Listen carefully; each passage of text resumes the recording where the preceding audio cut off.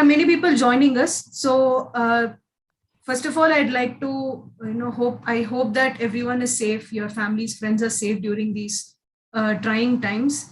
So make sure that you stay home as much as possible, stay indoors as much as possible, wear your mask and sanitize yourself and keep yourself healthy for yourself and for your family, friends, right?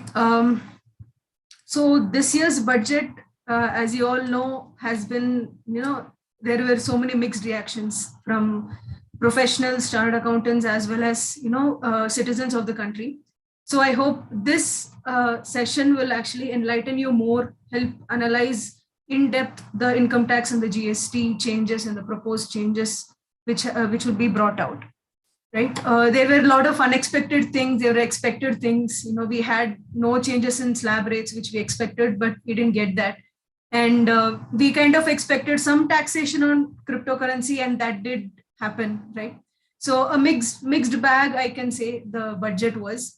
So with this, I'd like to also, have a little interaction with the audience and ask you what you felt about the budget, because there are people joining us. So by the time we can start the session, just a little interaction, because all our webinars on Optotax, is never one way. It was always two ways, from the speaker as well as from the audience. So I'll be happy if you all of you can share, what you thought of the budget, whether you liked it, whether you didn't like it, or what did you like, what did you not like, right? And also over the session, also I would like all of you to be interactive. You can ask your questions over chat, and ma'am and sir can take over the questions during the end of their session also. So with this, I'd also like to let you know the flow of the webinar today. So the first session, around 1 hour, will be taken by CA Prerna ma'am on the income tax changes, and then it will be taken over by CA Davinder Singh ji, who will be guiding us with the GST proposed changes, right? So with this, I'd like to introduce the first speaker for today, CA Prerna ma'am.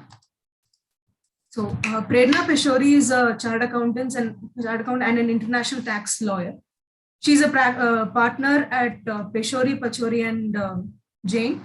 She has experience in international taxation advisory, tax for pricing, cross-border transaction advisory and structuring, dealing and startup advisory, litigation. And she has completed her master's from WDO Vienna as a Foundation for International Tax Scholar 2019. She has been delivering lectures at various professional forums and has been teaching international tax law to chartered accountants and advanced diploma in international tax UK students also. She has been a guest lecturer in several national law universities, and she has also been selected as 35 future leaders in taxation by TaxCo. She has also authored many papers and books on direct and international taxation, and was also been awarded the International Research Award by ICI. And she has also been the convener of International Study Circle at CTC and at IFA and BCS. So really happy and glad to have such a young, enthusiastic, talented person with us as a speaker. So ma'am, you can take it forward. Thank you so much, Ramya. And it's my pleasure to get invited by Optotax. I think Optotax is doing really, really great. It is helping the tax professionals to manage their GST compliances effectively. So thank you so much. And I think, yes, the budget, as you rightly mentioned, has been a mixed bag. Many people were expecting so many changes for especially the middle class, the salaried employees. And ideally, there should have been, according to me too, because salaried employees are at present working from home. They have certain expenses. So it was much expected that they could have given reliefs on those front, but it didn't happen so. But any which ways, from the overall perspective, I think, yes, there has been few good things which have happened in the budget, which is especially the focus on the capital investment. The capital expenditure is going to get a good boost in the budget, what has been proposed so far. The other thing which has been is the introduction of the digital currency, which I think is really, really great step. And not many countries so far have this digital currency, which is going to be issued by our central bank. So this is a very, very innovative and right step which has been taken up. And I think also there has been a good boost on the infrastructure, good boost towards the digitalization of the economy, as well as towards the clean energy transition. The other step which I really liked from the budget was the overhaul of the SEZs. So SEZ Act is going to now be being repealed and it will be taken over by the states. And let's look forward to it, how it takes it up and towards the ease of living and ease of doing business. So these are the some of the budget points which I really appreciate the finance minister has taken up. And with respect to direct tax, I'll just share my screen. So that's what we'll be discussing now for 1 hour. Yes, as I can see in the chat box, there is nothing much for the common man. So yes, that is true that not many things directly as we were expecting to be there, especially in terms of, as I said, for the salaried class and for the middle class, some exemptions could have been there. The deductions limit could have been raised. The interest on housing loan deduction limit could have been raised, but unfortunately that didn't happen. So yes, that's a little bit true. Okay, so what are the proposed changes in the direct tax? So for the direct tax, I would say there are not the changes in so far as the substantive changes I would call, because there are no changes in the tax rates. Some people were saying, or there was a buzz that wealth tax or inheritance taxes could get introduced, and we are lucky enough that that didn't happen. Yes, as you have rightly mentioned, yes, that yes, we were expecting work from home allowances, but that has not happened. So there was few expectations which didn't turn up. So that's one thing. But yeah, with respect to taxes, at least the taxes are not raised so far, because it was also expected when we were reading or we were just listening the budget speech at the first instance. They said that the capital expenditure is going to get the boost. But then where does the money come from? So there was an idea that maybe the taxes would be raised, but fortunately that didn't happen. So though they have not given so many allowances or exemptions, deductions, but at the same time, they have not raised the taxes, which is one good thing which has happened. And at the same time, I would say the Income Tax Act is attempted to be rationalized. But I would say on that front, they have tried to even create a little mess, because I think in 2009, then later in 2013, there were proposals to introduce the direct tax code, and very recently, again in 2017 or 18, by the Akhilesh Ranjan's committee. But that has not taken the right, I would say, that has not been coming into the picture, the direct tax code, which was proposed to simplify the income tax. But I think they are like slightly trying to rationalize it, but on the way of rationalizing, they are a little bit making it messier too. Because as we can see from these amendments, as we would be going forward, so we will see how many of the amendments are going to create a lot of fuss in the Income Tax Act itself. So as far as the personal income tax is concerned, as I said, there is no change in the rates of tax. But yes, there has been one benefit, which is in terms of the surcharge. The surcharge has been kept for especially the long-term capital gains and for the AOP, which consists only of companies as members. For them, the surcharge has been kept at 15%. So the higher surcharge rates will not apply in case of any capital gains, long-term capital gains, especially from any capital asset, from transfer of any capital asset. So that is something a positive point. This is to bring the parity between the long-term capital gain on sale of shares and on sale of some other assets. And I think this is also going to be beneficial for the startups too, because startups are trying to reorganize themselves. There are certain reorganizations happening, mergers happening, transfers happening inside the startups. So I think this is going to be a beneficial thing for the startups. And secondly, as we all know that the AMT does not apply if we have the new regime. So new and old regime are still existing. Nothing has changed so far in both of these regimes. Now, what are the some benefits which are introduced for the on the personal income tax front? One is the exemption of amount received on account of COVID-19. So it has been said that it has been proposed that any amount received for the medical treatment from either the employer or from any other person.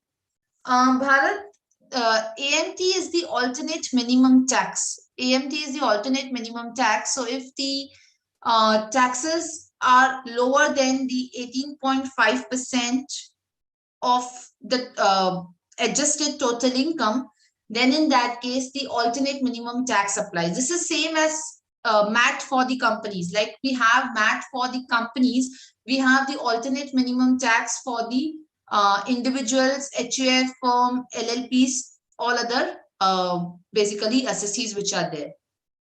Yes.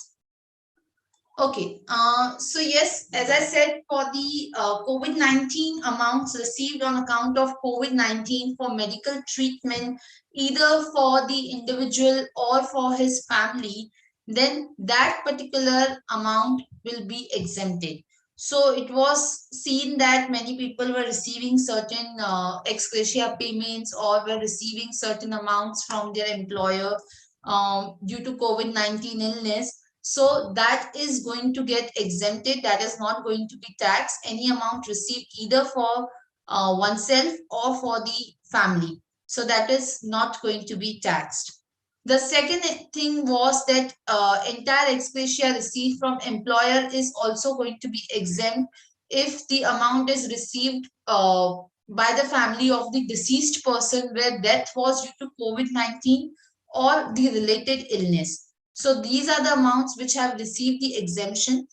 Further, any tax exemption will also be available on any amount which is received up to rupees 10 lakh, not from the employer but from any other person on the death of the deceased. So there are three particularly exemptions which are given. These are given under section 56 to 10. These are the exemptions which are created, which is one is the sum of money received by individual from any person, be it employer or any other person, in respect of any expenses towards the medical treatment in respect of COVID-19 illness, either for himself or for his family, will be exempted. The second is any money received by the family member of the deceased person from his employer, from the employer of the deceased person.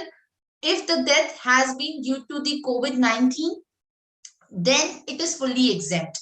But if the amount is received on death of any person and the amount is received by the family member, this amount is received not from the employer but from some other person, then there is a cap of rupees 10 lakh, and if the amount exceeds 10 lakh, it will be taxable. But if the amount is less than 10 lakh and the payment is also received within 12 months from the date of death, then it will be exempt. Okay. Screen is not visible. I can see in the chat box. Can you just confirm that if it is visible or not? I'm getting mixed responses. Yeah, one or two of them had told that it is not visible. So I just wanted to confirm. Okay. I think it's visible. Because yet many people are writing not visible. Yeah. So there are mixed responses. Can you stop sharing and then share it again, maybe? Sure, I will do that.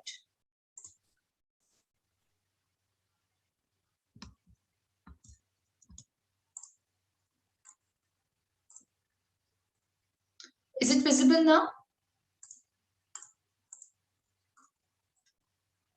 Yes, okay. Now we have consensus that yes, it is visible. Okay. Okay, yes. So yes, let's get started again. Yeah. Then this is about the COVID-19 related amounts received either for the medical expenditure or on the death of the deceased. Then there was already a provision with regard to the person with disabilities, the amount paid towards the maintenance of the person with the disability So the deduction is allowed, as you all of you must be knowing that the deduction is allowed under section 80, which is with respect to 80 double D precisely, which is with respect to the maintenance of the disabled person. So 80 double D at present provide that the deduction will be given to the individual or HUF, resident individual or HUF basically, in respect of any expenditure for the medical treatment or for the training of a dependent who is having some disability, or amount paid to LIC in respect of the scheme for the maintenance of the disabled dependent. But at the same time, it also provides that the deduction will be allowed only if the payment of the annuity or lump sum amount is for the benefit of the dependent in the event of the death of the individual or the member of HUF. But now there has been an amendment. This amendment says that it is proposed to extend the deduction even if the disabled dependent receives the lump sum or the annuity during the taxpayer's lifetime, or on the attaining the age of 60 years, and deposit to such scheme has been discontinued.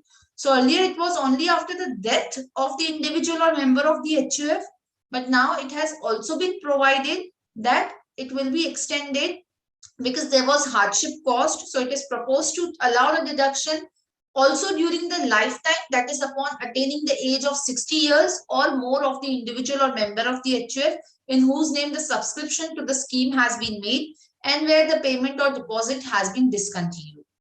So that is one amendment which has happened with respect to 80DD. Then the second amendment, which is for the state government employees. So the central government, again, I think some people are saying the screen is not visible. Yes, Altaf, it is better to substantiate with the hospital or medical bills. It is always better to have the verification proof so that if the assessment happens, we have the supporting to demonstrate that yes, this amount was received towards the medical expenditure. Okay, the screen is visible, right? Yes, okay.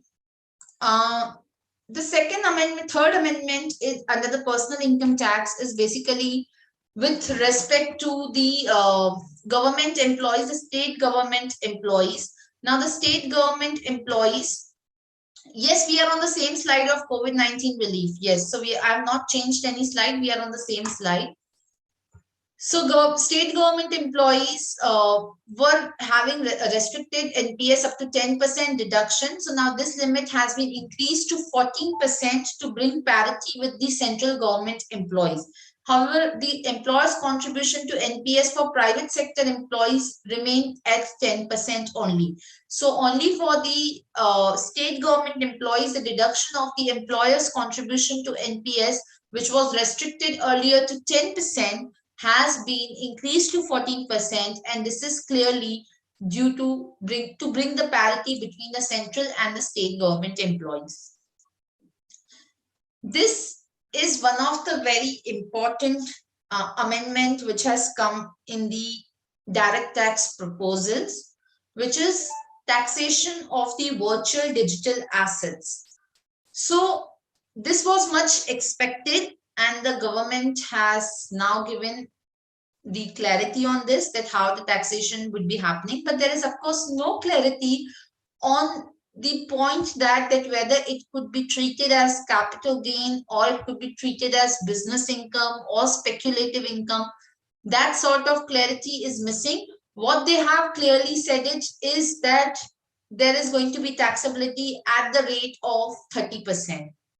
So that is something now we know, and it is very harsh provision which has been introduced, and this clearly shows there are views which are circulating amongst the social media that since the government has introduced the tax, that means that the government has accepted cryptos as legal. But you cannot equate the taxability with the legality. So that cannot be equated. Taxability and legality cannot be equated.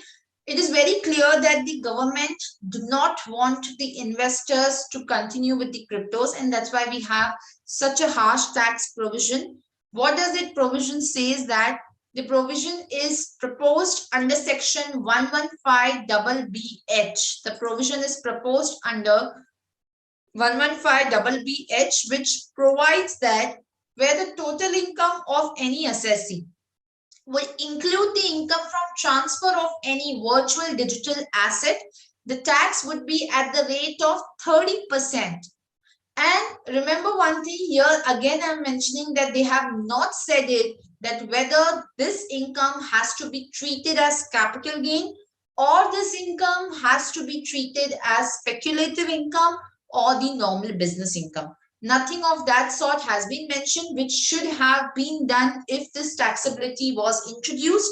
Also, if you see, they have not given any mechanism as to how to compute the cost of acquisition of such asset, because the cost of acquisition is allowed, no other deduction or exemption is allowed against this particular income. Even the brokerage charges would not be allowed, no kind of expenditure would be allowed. So this would be taxed flat at the rate of 30%, but yes, the cost of acquisition will be available. But as I said, that here also we do not know that how to compute the cost of acquisition, because it could so happen that one particular crypto is sold in exchange of some other crypto, and then again third crypto is purchased. That is quite possible. There are different kind of virtual assets also. They have attempted to define the virtual digital asset.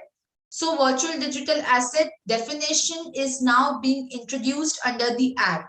So that is very clearly put up, that it includes many different kind of the assets which are being introduced.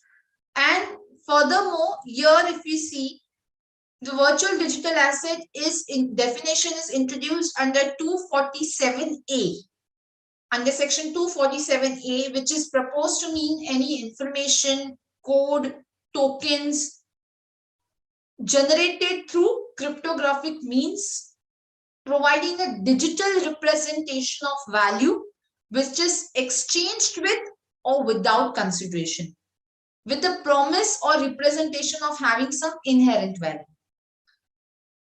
So they have attempted to define, they have also said that NFTs are also included in the definition of the virtual digital asset. And as I said, the taxability is provided under section 115BBH, which is at the rate of 30%. Further, no set-off of any losses would be allowed against the other income. Plus, the losses will not be allowed to be carried forward. So yes, from one digital asset, if you have losses, you can set it off against the income from the digital asset, but you cannot set off against any other income. So that is a kind of restriction which has been created. Also, there is the TDS imposed under section 194S. I just now explained what is the digital asset. We have the definition under 247A. We have the definition which has been introduced and which includes various kind of digital assets like cryptos. We have NFTs, all that are included in the definition of the virtual digital asset. Now, 194S provides for the TDS on transfer of virtual digital asset to a resident at the rate of 1%. And if there is any discrepancy that whether 194O should have been applicable, which is TDS on e-commerce operators, or whether 194S, then in that case 194S being the specific provision will prevail. Also, they have said it that where the transfer, where the payment for the transfer is in exchange of another digital asset, where the payment is not received in cash, or if it is partly in cash and partly in kind, then the person who is ensuring that the payment is made shall also ensure that the taxes have been paid even on the kind consideration. So these are the specific provisions which are introduced with respect to TDS. Also, they have said it that the TDS will not be applicable in case the payer is a specified person. Now, what is a specified person? They have again defined what is a specified person in this case. The specified person is one who is individual or HUF whose total sales, gross receipts or turnover from business or profession from business does not exceed 1 CR, and in case of profession does not exceed 50 lakhs during the immediately preceding financial year. And the individual or HUF having income under the head other than PGBP. So basically, individual or HUF, the payer does not have the income under the head PGBP. They will not be required to deduct the TDS under 194S basically. Secondly, they have said that the TDS will also not be applicable where the value of consideration to a resident is less than 50,000, where the aggregate value of the consideration is less than 50,000 during the financial year. So that's what they have said it for the cryptos, for the digital asset, that TDS under 194S will be specifically applicable, and consideration, if it is less than 50,000 and if the payer is having the turnover or gross receipts less than 1 CR or rupees 50 lakhs as the case may be for profession, then in that case TDS will not apply. If the consideration is less than 10,000 in other cases, then also TDS will not be applicable. So that is about taxation of the virtual asset. Yes, one crypto loss can be adjusted against the other crypto profit. Okay. Yes. So this is about the virtual digital assets. With respect to again the corporate taxation, there is no change in the rates of taxes. The rates of taxes remain the same. We have 25% rate. We have 15% rate for the manufacturing company. Yes, of course, for the 15% rate, the sunset clause has been extended, which says that for the 15% rate, it is up to 31st March 24. The companies, if they are incorporated up to 31st March 24 and if they start manufacturing, they will be eligible for the 15% rate. Yes. Yes, it is relaxed. As I said, for 15% rate, it is till 31st March 24. The date has been extended. So that is something which is again beneficial for certain companies. So 15% corporate tax rate for the new domestic manufacturing company. The last date for commencement of manufacturing or production of article is extended till 31st March 24. Then what are the other amendments which have happened with respect to corporate taxation? Deduction on conversion of interest payable into the financial instruments. Act clearly says that no any adjustments allowed except cost of acquisition of crypto. That's correct. But yes, one loss can be adjusted against the loss of the other asset. There is no restriction on that. It just says that you will not get any deduction for any other expenditure. You're not going to get any deduction of the expenditure. That's what the X says. Yes. With respect to deduction on conversion of interest payable into financial instruments. So it sometimes so happens that the interest which is payable to the financial institutions or to the banks is converted into debentures. It is converted into debentures, and therefore the assessees were trying to claim it as deduction even though there was not an actual payment. So the outstanding interest liability which is converted into debentures is not actually a payment, and therefore it cannot be claimed as deduction. So therefore the clarity is now provided.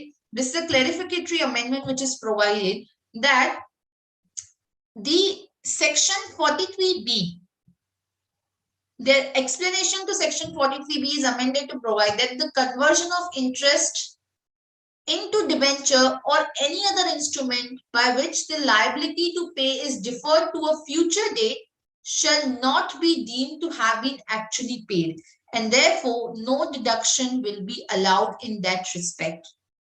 So if the interest is converted into debenture, then it will not be allowed as a deduction on such conversion. It will be only allowed when it is actually paid. The surcharge or cess. There were various High Court ITAT ruling which held that the cess will be allowed as the deduction. The education cess will be allowed as the deduction, but that has been now overruled by a specific amendment which now says that the education cess will not be allowed as a deduction. So a specific amendment now has been made to provide that the education cess will not be allowed as deduction because the same is in the nature of additional surcharge. So therefore, all the court rulings which were given earlier have now been overruled, the High Court rulings, the ITAT ruling. So they have been overruled, and now it has been very specifically provided that the particular cess will not be allowed as deduction. And mind it, this is a retrospective amendment with effect from AY 2005-6 and onwards. So this has been, since it's a clarificatory amendment, it has been made applicable retrospectively. They have amended the definition of the tax to include cess or surcharge. So therefore, both will not be allowed as deduction. Interest on loan and cash credit both covered for disallowance. I didn't get it. Interest on loan and cash credit for the disallowance. Okay. So the next amendment basically is with respect to the expenditure incurred in connection with the earning of the exempt income. So any exempt income, when it is earned, if you know about it, we have Rule 8D. We cannot claim deduction of cess. Deduction of cess is not allowed. We cannot claim it, Pankajji. Yes. So exempt income, we have Rule 8D, which disallows the expenditure, against the exempt income. Now, what was the controversy? Again, these are clarificatory amendments which are introduced. So the controversy was there were some courts which had taken the view that if there is no exempt income during a year, the disallowance under under Section 14A cannot be made. So if, say for example, there is an expenditure which is incurred, but there is no exempt, which is incurred specifically for earning the exempt income, but the exempt income may not have accrued or received during the year. So I have incurred some interest expense for the purpose of, I have taken the loan for the purpose of earning the exempt income, but during the year I did not either receive it, or even if that particular income was not even accrued to me. So therefore the court said hold that Section 14A will not be applicable in this year, as the exempt income was not accrued or received during the year. So in order to provide the clarity, again this particular explanation has been introduced to Section 14A to clarify that the provisions of Section 14A will apply. This is a retrospective, this is not a retrospective amendment. So the provision of this section will apply in a case where this is a retrospective amendment where the exempt income has not accrued or arisen or has not been received during the previous year. So Section 14A will still be applicable. Disallowance under Section 14A will still be applicable even where the exempt income has not been received or accrued during a particular previous year. So if the expenditure is incurred for the purpose of earning the exempt income, it will get disallowed the moment it has been incurred for the purpose of earning the exempt income, whether or not this income has been accrued or not during the year. So this is a retrospective amendment. I'm sorry to disturb you. Yes. Your screen is again not visible. It's not visible? No. The last 2, 3. Yeah, now it's okay. Yes. So that is with respect to earning the exempt income. Next is certain expenses not allowable as tax deduction. Now, under Section 37, they have prohibited now these certain sections which should not be allowed as deduction. And what are these expenditure? So any expenditure which is incurred for the purpose which is an offense or which is prohibited by any law, both within or outside India. So that kind of expenditure will not be allowed as deduction. So a specific provision has now been made under section 37 by way of an explanation to provide that the expenditures which are incurred for any offense will not be allowed as deduction, whether they are incurred for any offense in India or not in India. Also, there were certain rulings, and there was a CBDT circular also, which was for the Indian Medical Council, wherein the Indian Medical Council's code of conduct imposes a prohibition on any medical professional or medical practitioner from taking any gift or any benefits from the pharmaceutical or health sector industry. So CBDT had clarified, there was a CBDT circular which had clarified that if any expenditure is claimed, if any expenditure is claimed in providing the benefits in violation of this code of conduct of the medical council.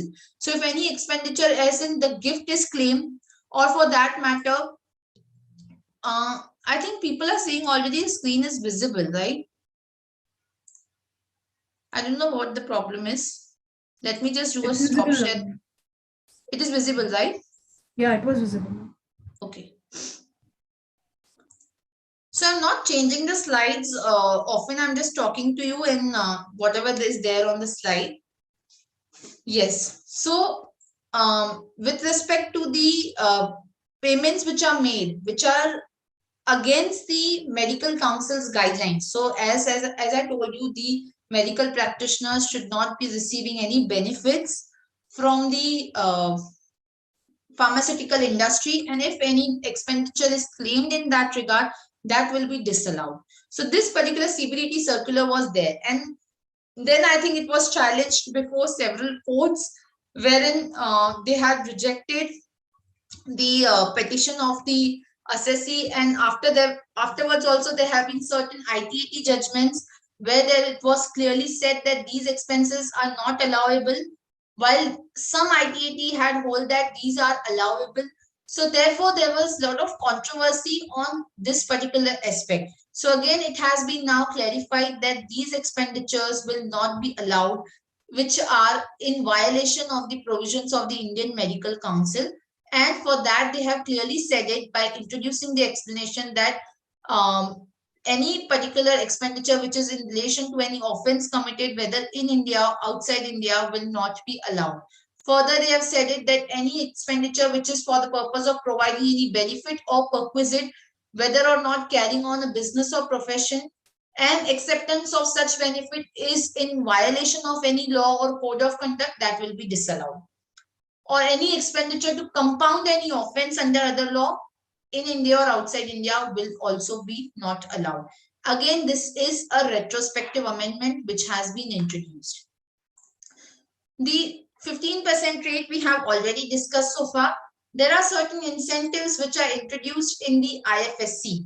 So IFSC is the International Financial Service Center, wherein several incentives are being introduced to promote IFSC, which is again very good part which is happening. So there are certain provisions, there are certain exemptions which are given on the income accruing or arising or received by a non-resident as a result of transfer of offshore derivative instruments or over-the-counter derivatives entered into the international financial service sector with an offshore banking unit. So these are some of the derivative instruments which are there from which if the income is arising to a non-resident, that will be remaining exempt. There will be exemption to the income of non-resident by way of royalty or interest on account of lease of ship paid by a unit of IFSC. There is exemption to the income received by non-resident from portfolio of securities which are maintained with an offshore banking unit in IFSC. So there are several benefits which are given to the units located in IFSC and the non-resident earning the income from the IFSC.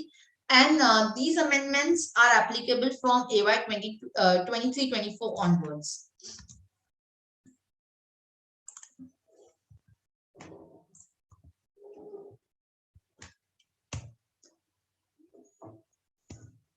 Yes. Then there are other amendments which are tax holidays to the eligible startups. So startups incorporated up to 31st March 23, for them the date is extended from 22 to 23. So startups which are registered till incorporated till 31st March 23 will be eligible for 80 IEC deduction. There is an amendment with respect to donations made for specified research under section 35. If the donations are made, that will be allowed as deduction only if the research institutions file a statement of donation with the income tax authorities and furnish a certificate to the donor. So earlier there were errors certainly in that particular section, so that has been now rectified. Further, with respect to refund of TDS on income paid to a non-resident. So at present, the refund can be obtained. So if there is TDS under section 195 on income paid to non-resident, so at present the appeal can be filed for the refund directly before the CIT appeals. Now that has been given to AO also. So application can be made to AO, and the appeal procedures will then be also available. So they have been rationalized that refund can be obtained by directly making an application to the AO instead of directly going before the CIT. Then the other amendments are with respect to corporate taxation is reduction of goodwill from the block of assets will be considered as transfer. There is again certain clarificatory or kind of amendment or rationalization that the bonus or dividend stripping which is there, which was applicable only to units of mutual fund or UTI, will also be applicable to units of REIT, InvIT and AIS. Further, against the undisclosed income which is discovered during search or survey proceedings, no set-off of any losses will be allowed against that undisclosed income. Again, this is an important amendment. I would say it is kind of a backdoor entry or a gateway of Vivad Se Vishwas scheme, or for that matter any amnesty scheme. So what is this updated tax return? This is not a revised return certainly. This is kind of you disclosing any income which you have not disclosed it earlier. So this is not going to be applicable where it is going to result the reduction in tax, or where there is a loss return, or for that matter where it is going to result in increase in refund. So if anything is detrimental to the revenue, in that case updated tax return cannot be filed. So only if you want to disclose your income, then you can file the updated tax return within 2 years from the end of the relevant assessment year. So even if you have filed, or if you have filed a belated, revised, original return, if you have not filed any return, you can still file updated tax return, and you have to pay 25% of aggregate tax and interest if the updated return is filed within 12 months, 50% if the updated return is filed beyond 12 months. So updated return cannot be filed if the assessment or reassessment or revision is pending or has been completed for the AY, if the search or survey has been conducted for the relevant AY, or the search is initiated, or 2 years preceding the relevant AY, if the information is being made available to the AO under the foreign exchange laws, under the information exchange laws from the foreign country, if the prosecution proceedings have been initiated prior to the filing of the updated return, then in these cases updated return cannot be filed. And as I said, updated return cannot be filed also in the case where the loss is there, or where in the case the refund is going to be there, or the tax is going to be reduced, or refund is going to be increased. So whenever it is going to be detrimental to the interest of the revenue, updated return cannot be basically filed. Then there is one more small amendment in respect of the proceedings in case of business reorganization. So proceedings on the assessment proceedings on the predecessor entity shall be deemed to have been made on the successor in the event of the reorganization. Further, modified returns can be filed within 6 months by the successor entity to give the effect of the final order of competent authority, and such return can be filed for a period between the effective date of the order to the date of issuance of the final order. For cooperative society, the AMT is reduced from 18.5% to 15%. Further, surcharge is kept to 7% from existing 12% if the income is between INR 1 CR to 10 CR. And the reduced rate will also apply for computing the TDS on payment to the cooperative societies too. With respect to trust, again, we can see there are a lot of amendments, but all these amendments are again to rationalize, because there were a lot of discrepancies between the trust registered under section 12A or 12AB compared to the institutions which are registered under section 1023C. So in order to bring the parity between the two schemes, a lot of amendments have been made.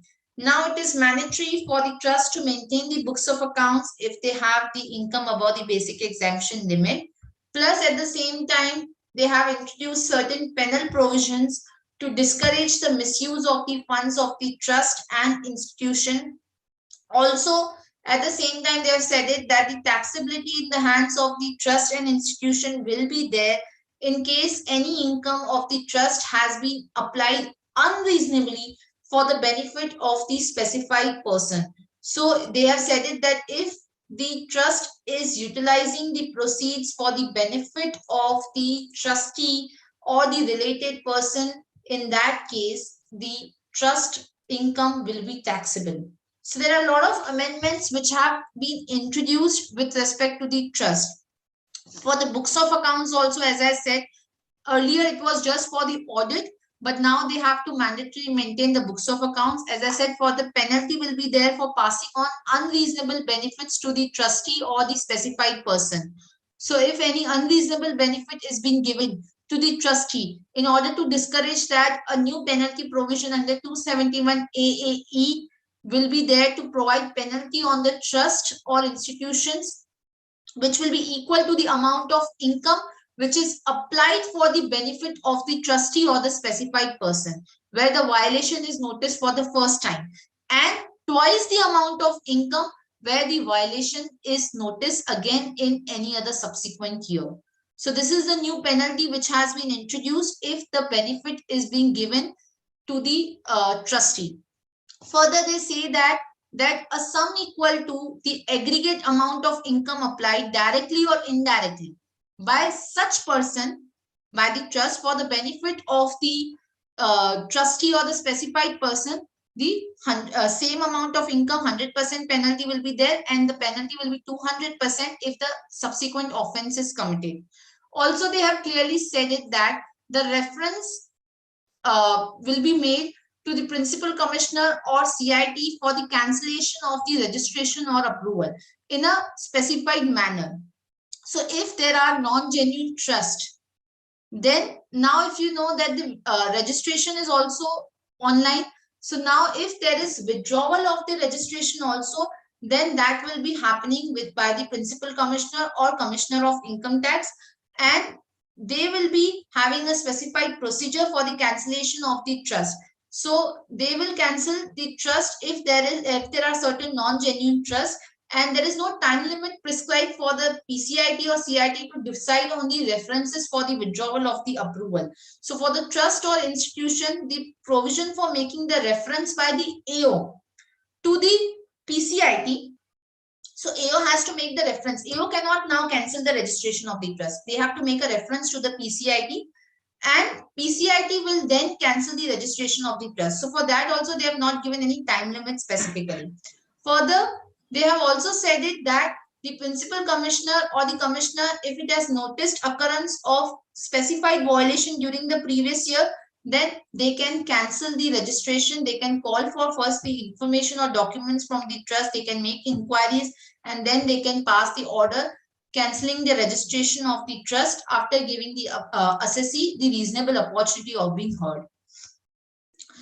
Also, what are the specified violations where they have defined it? They have said that where any income of the trust has been applied other than for objects for which it has been established, where the trust or institution has income from profit and gains of business which is not incidental to the attainment of its objective, where the trust or institution has applied any part of the income for private religious purposes, where the trust or institution established for charitable purposes has applied any part of income for the benefit of particular community, religious community or caste, where the activity is not being genuine or is not being carried out with the conditions, in all those cases, then the trust registration will get cancelled.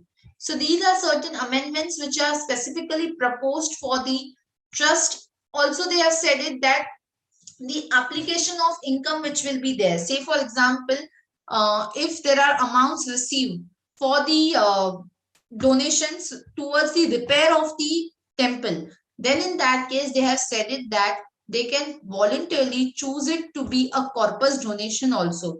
They can treat it as a corpus donation instead of treating it as the income. So that is also possible. Plus, what they have done it is they have clearly said that both these provisions had certain discrepancies. They have tried to bring the parity between 1023C and 12A or 12AB. So that is about the trust registrations and the amendments related to the trust. Let's move further.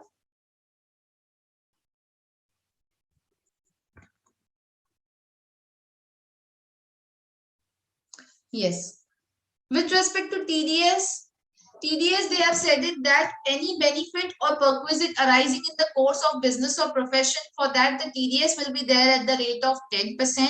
So this is going to be there where the value of the benefit exceeds 20,000. If we know already that benefit or perquisite from business or profession are already taxable under section 28.5 for 28.5, and now the TDS also will be there if the value of the benefit exceeds 20,000. Further, they have said it, they have rationalized the provision of 206 AB where the non-filers of tax returns, if they are there, then the higher rate of TDS applies. But the non-filers earlier were for 2 years. The non-filers should be for the 2 years. Now they have reduced it to 1 year. So currently the taxpayers who have not filed their tax return for preceding 2 years are treated as non-filers and are subjected to higher TDS, TCS. Now this criteria has been reduced to 1 year. Further, the TDS on the sale of immovable property has been rationalized by bringing the reference to the stamp duty value of the property. So currently, the buyer of the immovable property is required to deduct the TDS at the rate of 1% on the consideration greater than 50 lakh. But now the reference will also be towards the consideration or the stamp duty value, whichever is higher. And if it is less than 50 lakhs, then no TDS. Of course, if it is exceeding 50 lakh, then consideration of SDV, whichever is higher, on that amount, the TDS will be applicable in respect of sale of immovable property.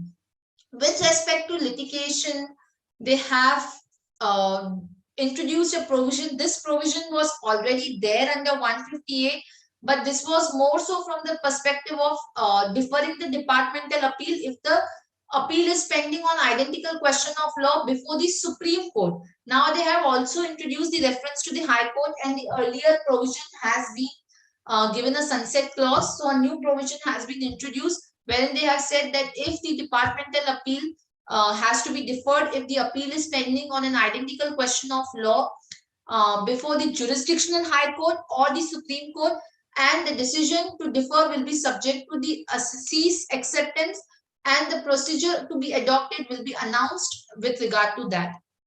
Further, with respect to the transfer pricing, yes, PPT will be shared. With respect to the transfer pricing, the revisionary powers under section 263 have now also been extended to the transfer pricing matters. Transfer pricing orders will also be subject to revision under section 263.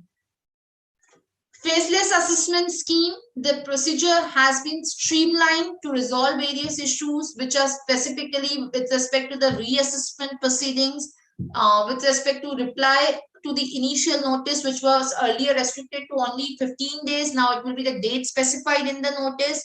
With respect to the personal hearing through video conferencing, so now prior approval is not required, which was earlier required.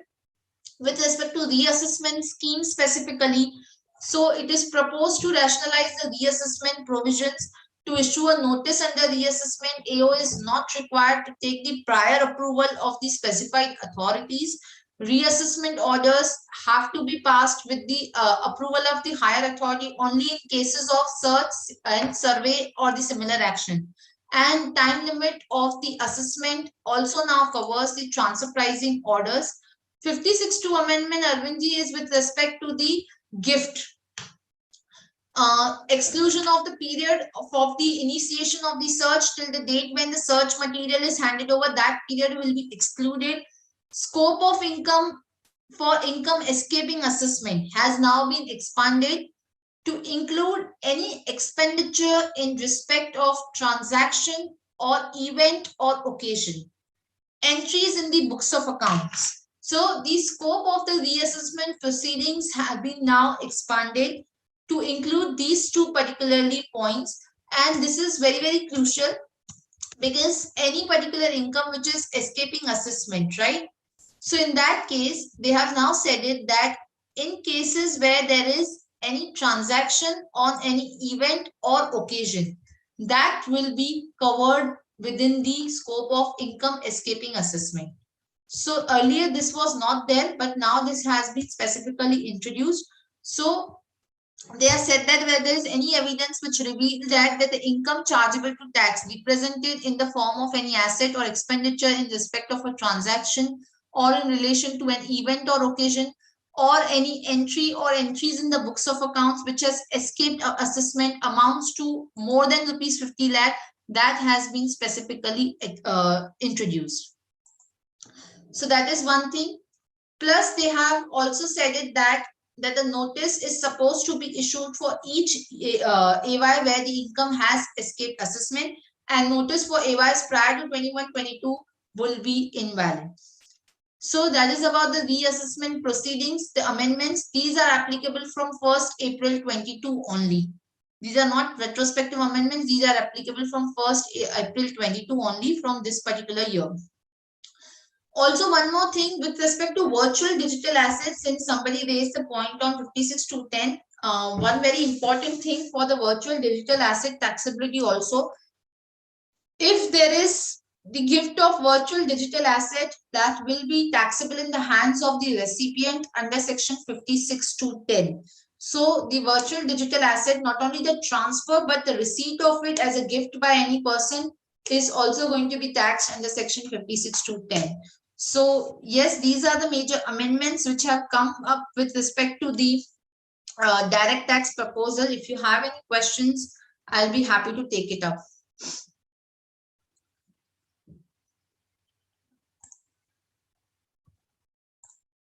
Sorry, I think I stopped screen share. Yes.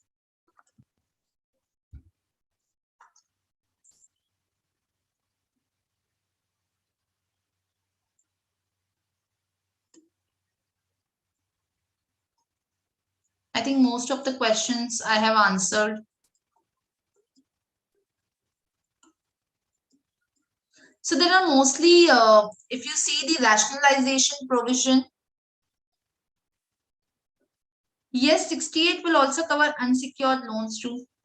So under 68 for the loans, you have to also explain the source now. That is another amendment that for 68, you will have to explain the source of the loans.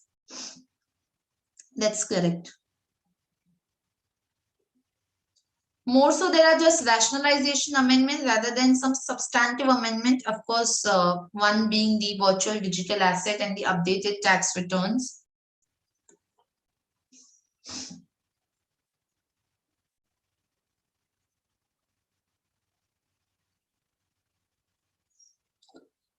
Okay, so if there are no questions so far, so thank you.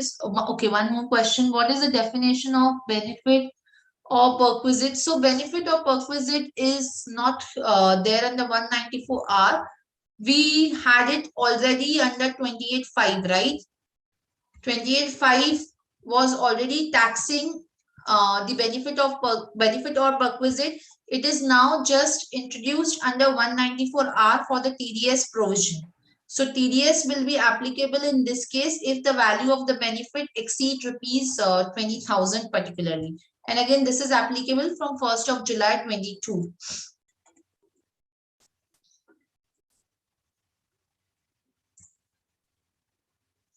No specific benefit to pensioners in this budget, unfortunately.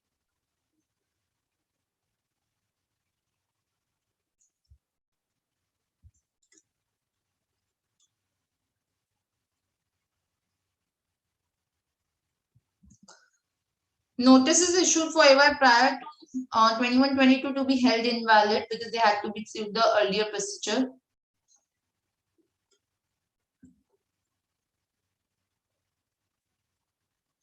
Yes, it will be for the entire amount over and above 10 lakh.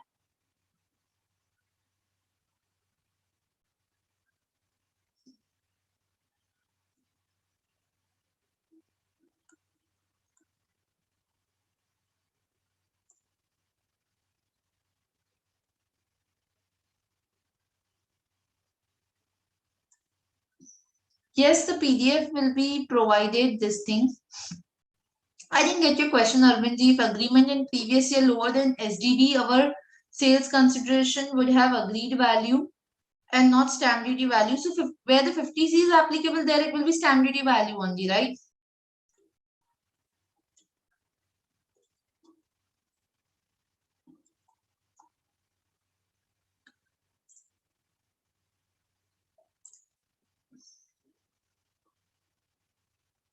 Benefit or perquisite could be, say, for example, any car is received from a dealer. That is a benefit or perquisite, right?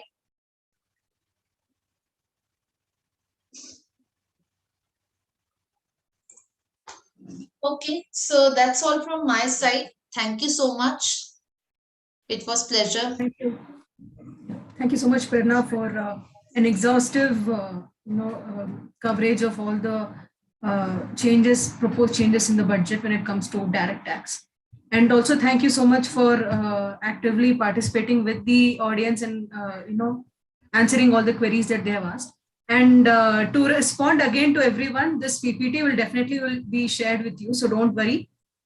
So thank you, ma'am. Any thoughts you want to give in the end, or you can maybe you can proceed with the GST? Yeah, just one thought before we end. I think, yes, many expectations have not been fulfilled in this budget, but I think whatever we have so far, we have to be with it. But I think certainly one good thing is that we should look at the overall budget, which is that there has been a good amount of spending on the capital expenditure, not just from the tax perspective we should see, but from the overall economic perspective, and the introduction of the digital currency, which is certainly going to curb the black money. So yes, these two are the positive steps, and hopefully we will get our addressed expectations in the next budget. Thank you. Yeah, thank you. Thank you so much, ma'am. So I think with this, we can proceed with the second part of this session, which is will be taken by CA Davinder Singh. And he'll be covering all the proposed changes when it comes to indirect tax, mainly GST. Sir, are you here?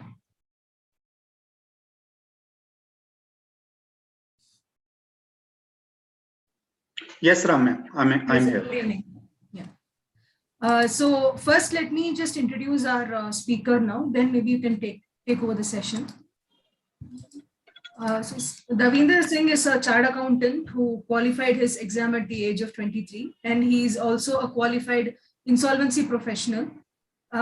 He has vast experience of over 2 decades in the field of indirect taxation, that is VAT, service tax, and GST.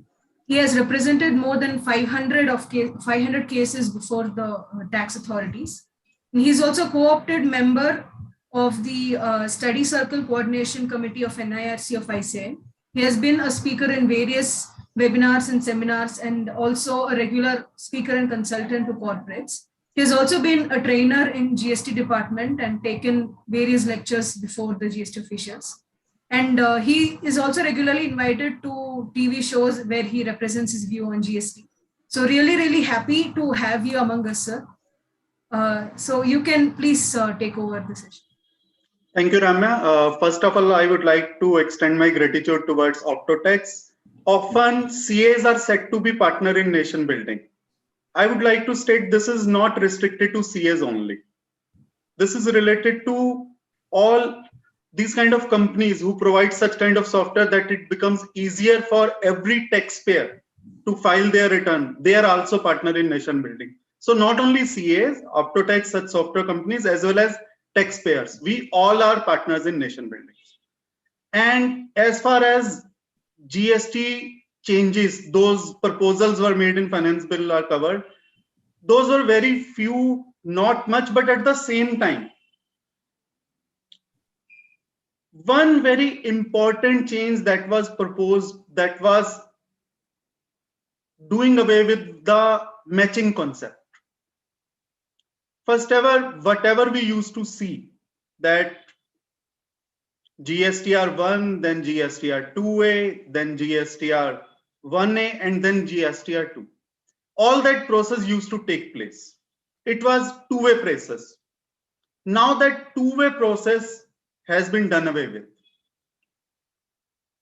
Only one-way authentication process is enough. So this is only supplier who is responsible. And who bears all the brunt of ITC? This is recipient. So whatever changes that have taken place or that will take place after this bill becomes an act and suitable CGST notifications are issued and made effective from a future date to be notified. Section 16 change was proposed therein. And what is section 16? I think everyone knows that there are conditions prescribed under section 16 to avail the benefit of ITC. And every year we see government bring some changes and enhances the conditions. If I take it in a lighter mode, I think we are playing a video game where levels are getting tough. If you have to claim ITC, you have to go to the another harder level. So section 16, there has been a change. And because GSTR 2 and GSTR 3 had been removed earlier, now GSTR 2 has also been removed from the act itself. Earlier, there used to be notifications that date of GSTR 1 has been extended and this is the date of GSTR 1, and date for GSTR 2 will be announced later. That this will be the date of. So GSTR 2 was always in place, only date were being deferred, that those will be announced. But now GSTR 2 has been removed from the act itself. This is the proposal right now. This will be removed in times to come. So section 38 is very major change. And now to claim ITC, not only section 16, but you will have to fulfill the condition of section 38 as well. Many conditions have been incorporated in the section 38 itself, and whatever restriction and condition have been prescribed in section 38, that has been made part of section 16 as well. So before starting the change in section 16, section 38 I will be covering up first. But at the same time, there are some good things as well. One thing is there, that credit that we can take, that was 6 months from the date, that was due date of furnishing of September return or filing of furnishing of annual return, whichever is earlier. This was prescribed under proviso to section 16 subsection 4. Now that date has been changed to 30th November or date of furnishing of annual return, whichever is earlier. So earlier we used to compare 20th October, 22nd October, 24th October, or date of furnishing of annual return, whichever is earlier.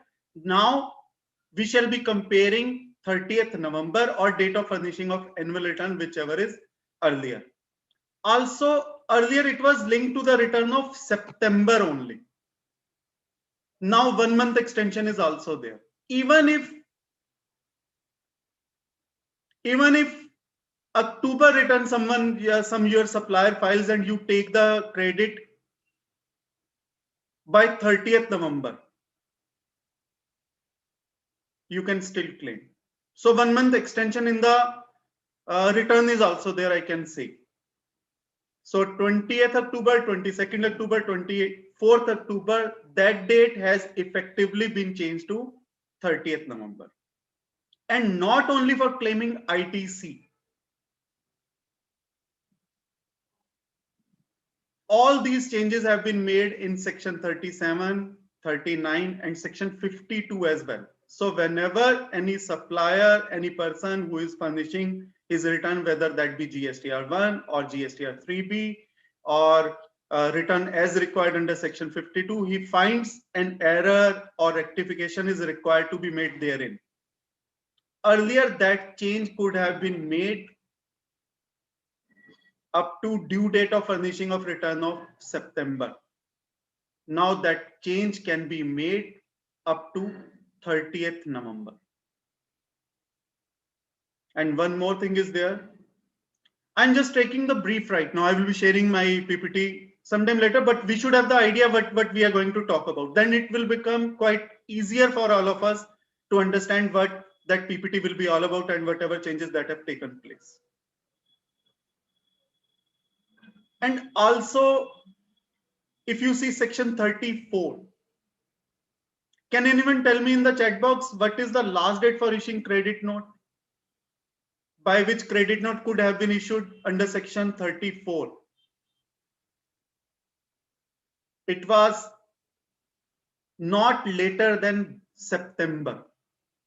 Not later than September, there was no particular date, but not later than September, and we take it from our point of view, from client point of view, from CA point of view, from beneficiaries point of view, we can take that date to be 30th September. Now that date has also been amended to 30th of November. So we can issue credit note up to 30th November. And effective changes can be made both in the case of supplier as well as recipient. Supplier can reduce his output tax liability as well as input or recipient, should I say, they can reverse their input tax credit on the basis of that credit note if that credit note is not a commercial credit note. I will be taking up that as well. So this is the time to share my screen now. But at the same time, I would like to state changes have been made in section 16, section 34, section 29, 37, 38, 39, 42, 43, 43. There are many. But I will be taking up section 38, well, 38 in the beginning. That is the most important change that has taken place. Let me share my screen.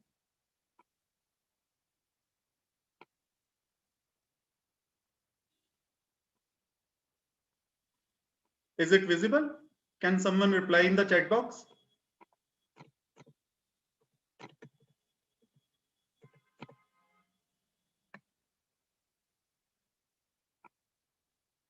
Okay, okay. Yes, I've got the answer. It is visible.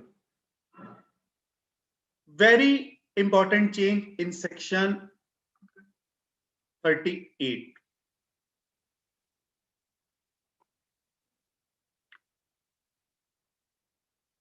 Section 38 earlier, it pertained to furnishing statement of inward supplies, or in general terms speaking, GSTR2. Now, because matching concept has been done away with, section 38 has been amended that there is no need to file GSTR2. It has been taken away from the act itself.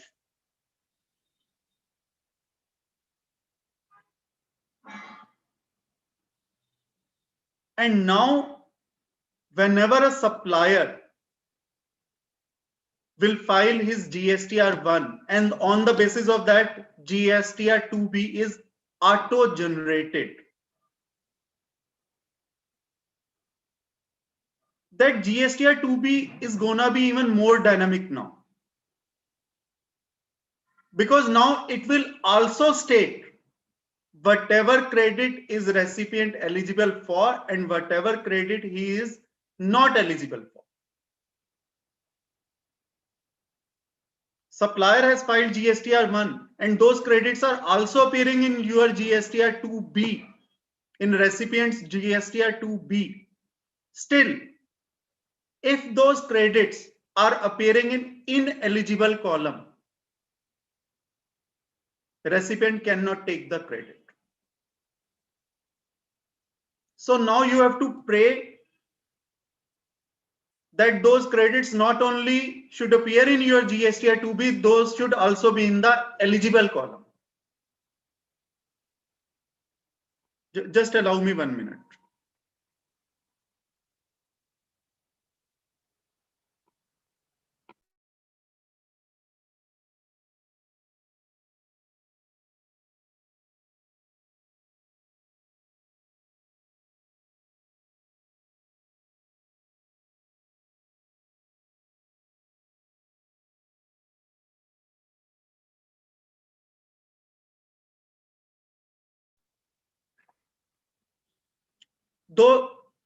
So coming back, not only credit should appear in your GSTR 2B, those should appear in eligible column. Now, what is this eligible column or what is this ineligible column, and how will this be determined?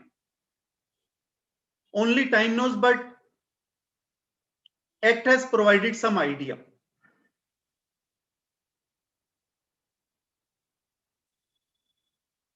Act has provided that some idea that if your credit means recipient's credit is on account of some such kind of supplier who is newly registered,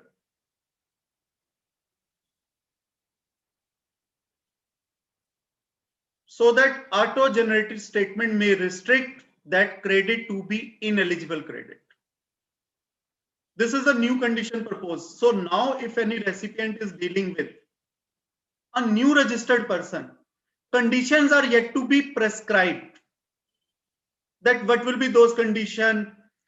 What should be the criteria of that newly registered person, or what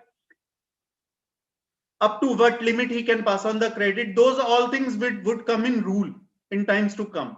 But this is the idea provided by the proposal in this bill proposal. That is, if you are availing credit by such kind of a registered person whose supplier is only recently registered, then this may be the case that such credit, though appearing in your GSTR 2B, can be an ineligible credit. It can be partially allowed to you, it can be completely not allowed to you.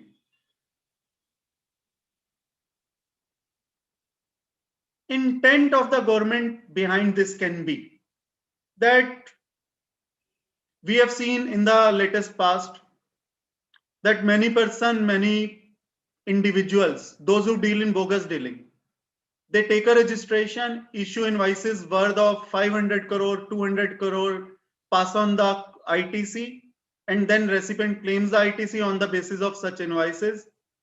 And later on that registered person proves out to be a bogus dealer. Then government faces the loss. Recipient also faces the burn from the department, and also High Court litigation, Supreme Court litigation, many such cases as well. Arise India Limited, DY Bethel, Bright Star, latest LGW Industry, as announced by Kolkata High Court. There are so many cases related to such. So government wants to restrict that newly registered person should not be very free to pass on the ITC to others. They would like to keep a check on such kind of newly registered persons. And those conditions will be prescribed. Right now, there are no conditions. Those conditions will be prescribed later on once this bill becomes an act and suitable notifications are issued under CGST. And then, of course, rules will be issued for this as well.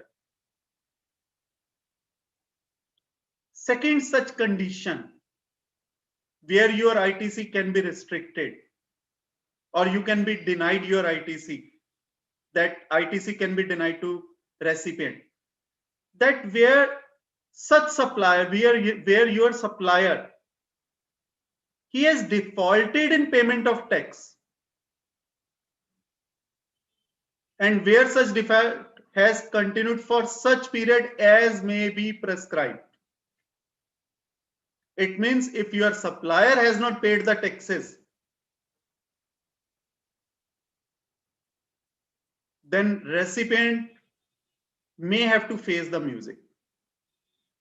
That even if your supplier has filed GSTR1, that credit is appearing in your GSTR2B, still that credit may be restricted to recipient. He will not be able to use that credit.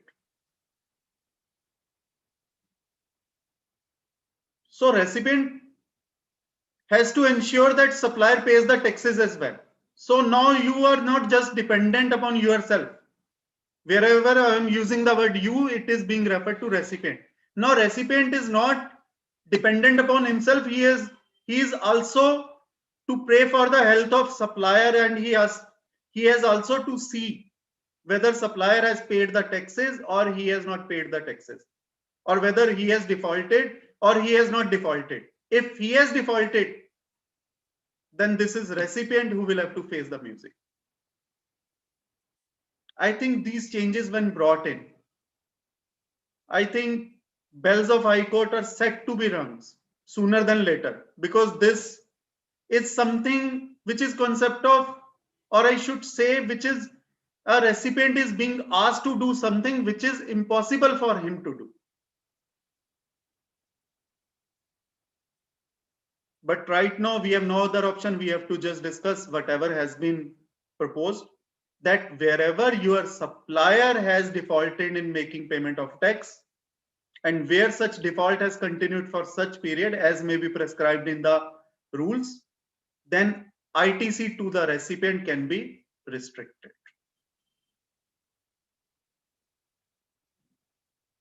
And then the third condition where ITC can be restricted is where your supplier, his output tax liability is less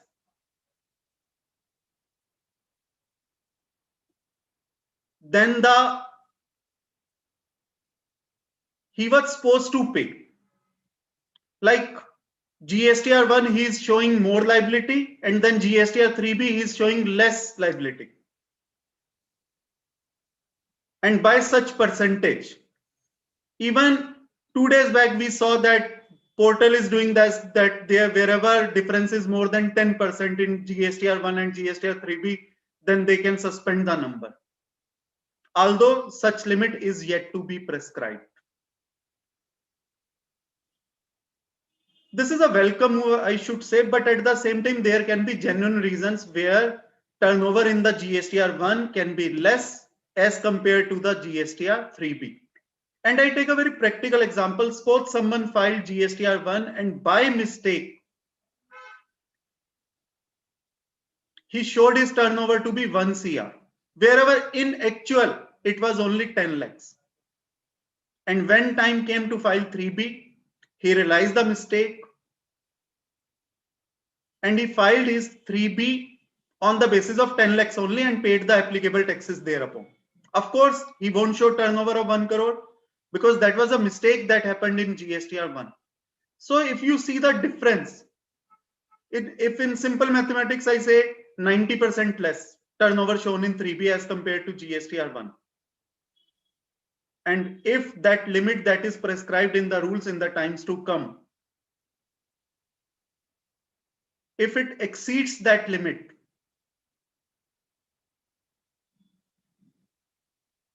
then even if genuine mistake is there, genuine discrepancy is there, which he can also rectify in the times to come. GSTR1, he can invoice, that invoice can be amended in the next month return. Still, recipient may have to face that music. And on the basis of what? On the basis of GSTR 2B. If that credit is shown as restricted credit.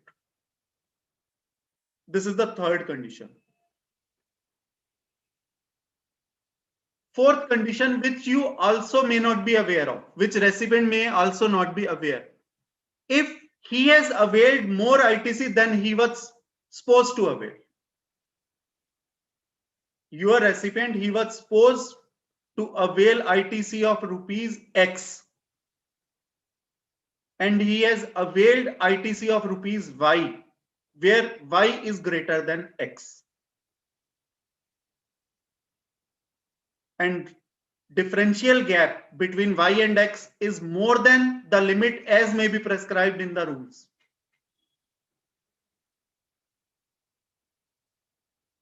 Recipient will have to suffer because of that. Because then when your supplier will file his GSTR1, and that on the basis of that GSTR1, whatever credit is being reflected in your GSTR2B, you may not be allowed to take that credit. So you see, I think whatever I have seen in last 4.5 years, this is only ITC that has become the center stage of this act. And whereas GST was brought with an intent that so that there should be seamless flow of ITC from one person to another. And when we see, because we have to comply with the condition of section 16 to claim ITC, this section 38 change, this effective change has been made in section 16 as well. We shall go to the section 16 later. That is why this section 38, I'm discussing it first rather than discussing the change that has taken place in section 16. Fifth condition, where he was supposed to discharge his liability by way of electronic cash ledger. If you remember rule 86B, suppose he was supposed to discharge his liability by utilizing at least 1% from his cash ledger, and he has not done so. Then also it can be the recipient who may have to suffer.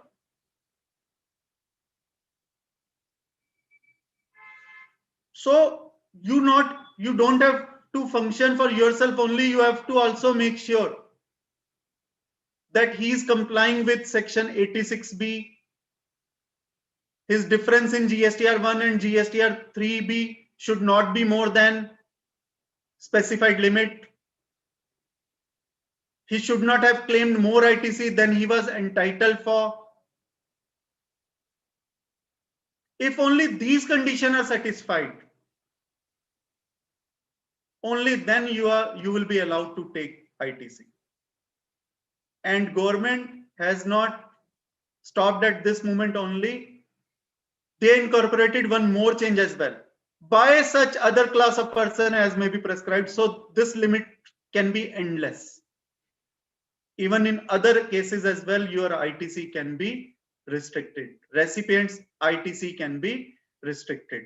So if you see, if section 38 has been made part of section 16 as well, section 16 already had 5 conditions earlier on. This one more condition, or I should say these 6 more conditions, only if all these conditions cumulatively are satisfied, only then a recipient would be allowed to take ITC. Otherwise, he will not be entitled to take ITC. This is the change that has been proposed in section 38. Now we are going back to section 16.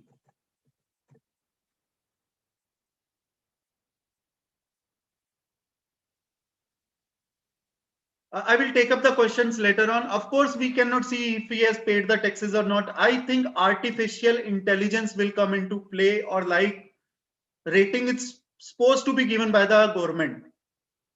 That can be one of the bases, but we shall have to see how government does this and how GSTR2B that becomes the supermaster, even greater than supercomputer, that they will be doing. Then of course nothing is on our hand, and right now we have discussed only section 38. We shall come to section 41 later. which will be imposing even more conditions. But right now we restrict ourselves to section 16. You see, we are very fond of PPT. Let me tell you, or if I ask you one question, if you make your exam notes, those exam notes can be used by someone else? No, those can be used by yourself only, because you know how you have made up those notes. In the same way, PPT is there, but listening and then reading to the finance bill, then going through the provisions and then applying your mind. Only then this PPT will be useful to you, or even you can make your own PPT. And right now, whatever I'm telling you, that whatever changes have been brought in, I have denoted those changes in the red color, and whatever has been done away with or whatever has been omitted from the act, I have shown that by way of green.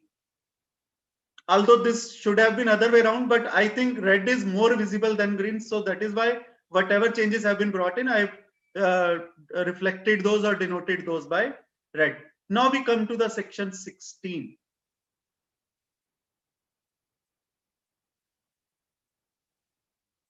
Section 16, subsection 2, clause BA, newly introduced. The details of ITC in respect of the said supply communicated to such registered person under section 38 has not been restricted. It means not only filing GSTR 1 is important, not only reflecting of that in GSTR 2B is exhaustive in itself. That should also be not restricted. And whatever those conditions of restrictions were there, I already discussed those 6 conditions as have been incorporated in section 38. And whatever 5 conditions were there earlier on in section 16 subsection 2, now this one more condition, 6th condition, or I should say 6 subparts conditions are given in section 38. So this is a change in section 16. So not only reflection in GSTR 2B is enough in itself, that credit should also be not a restricted credit. It should be an eligible credit. There has been one more change in section 16, that section 43A were appearing in that subsection that has been omitted. What is that section 43A? Let me tell you. You see, earlier forms were there that were introduced in the GST Act, were GSTR 1, GSTR 2, GSTR 3. Then there was a proposal that new return forms will be introduced, and those new forms were never introduced. That change was reflected by way of section 43 capital A. And now that section 43 capital A has been omitted from the Act itself, accordingly, that word section 43 capital A has been omitted from the section 16 as well. So government is quite clear here on this, that no GSTR 2, no GSTR 3, no new return forms. GSTR 1 and GSTR 3B are here to stay.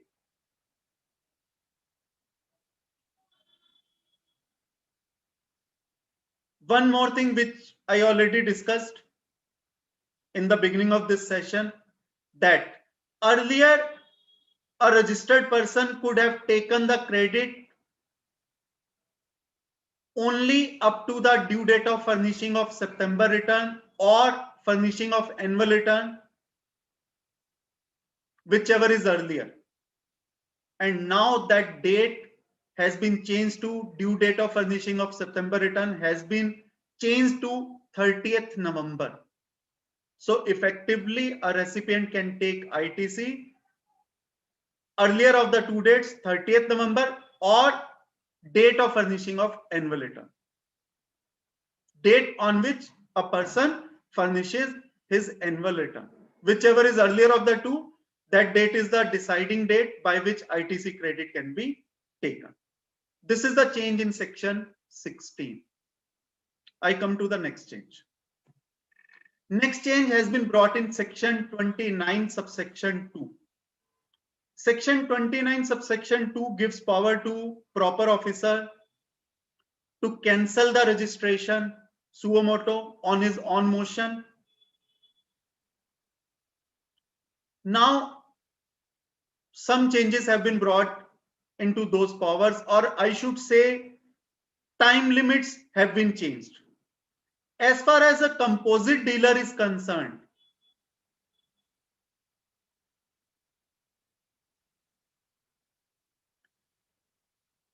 if he has not filed his return within 3 months from the due date of furnishing of his return that he was required to file under the law, if he has not filed his return, then his number can be cancelled by the proper officer on his own motion suo motu. Let me explain you this. Nowadays, composition dealer files his return by the 18th April. That is required to file. That is the due date. For financial year 21-22, which will end on 31st March 2022, composition dealer, those who are paying taxes under section 10, they are required to file their return by 18th of April. If they don't file their return by 18th of July, then their number can be cancelled by the proper officer suo motu. Of course, show cause notice will be there. Of course, show cause notice will be there, time will be given, and only after due course will be followed by the department. Only after that number can be cancelled. But of course, show cause notice can be issued if you have not, if a composition dealer has not filed his return by 18th of July, after the end of the financial year. This is the first change that has been brought in. Another change that has been brought in is for regular dealers. Earlier change was for composition dealers. Now this change is for regular dealers. Earlier, regular dealers number could have been cancelled if they have not filed their returns for a continuous period of 6 months. Now that specified time limit has been taken away from the act, and the word that has been proposed in the act is if they have not furnished their return for such continuous periods as may be prescribed. So of course, changes in the rules will be made, and we shall get to see what period is prescribed in the rules in the times to come. But I see, because government is taking harsher steps on non-filers, of course this will be, or this should be less than 6 months. I don't see that this is going to be 9 months or 12 months. This can be 3 months, this can be 2 months, or this can be 6 months. It can be anything. We shall have to wait for the rules to come. But right now there is no specific period as given in the law itself. It will be prescribed by changing the rules. And if we know rules are changed by issuing notifications, by exercising the powers as given in section 164. So this is the change that has taken place in section 29. Another change that has taken place is in section 34. As I discussed earlier credit note could have been issued not later than the date of September, effectively 30th September. Now that date has been enhanced to 30th November. So credit note can be issued up to 30th November now, as compared to 30th September earlier provided in the law. So this is a welcome move. More 2 months given, even I would say, because 30th September is such date, even for professional, for anyone, that 30th September becomes very crucial date. So 30th November is more beneficial for all of them. So extra of 2 months, this has been proposed to be incorporated in section 34. And accordingly, relevant change was made in section 16, and we shall also see that this date is also applicable in section 37 and section 39 as well. Moving to section 37. Section 37 now says, it says that a supplier can file his GSTR1 subject to certain condition and restrictions. So he is not free to file his GSTR1. There can be certain condition and restriction which he will have to comply first. Only then he will be allowed to file GSTR1. Earlier, these words were not there. Earlier, these words were not there. So now GSTR1 is not for every supplier to file freely or liberally. There can be prescribed certain condition and restriction which only if he follows, he complies with, only then he can be allowed to file GSTR1. See the impact. If he does not follow the condition and restriction prescribed, then he cannot file his GSTR1. If he cannot file his GSTR1,